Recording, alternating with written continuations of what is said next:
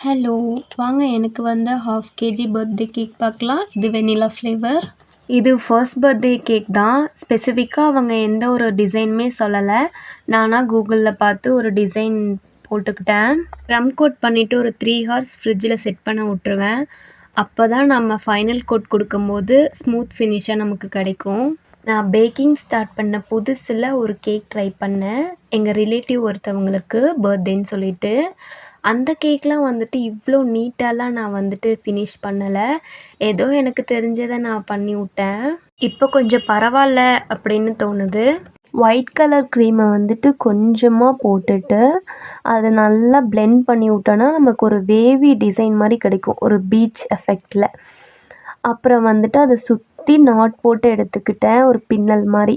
அந்த மாதிரி சுற்றி எடுத்துக்கிட்டேன். அது பார்க்க அவ்வளோ க்யூட்டாக இருந்துச்சு. அப்புறம் நான் கேக் சைட்லலாம் வந்துட்டு ஒரு போ மாதிரி கொடுத்துக்கிட்டேன்.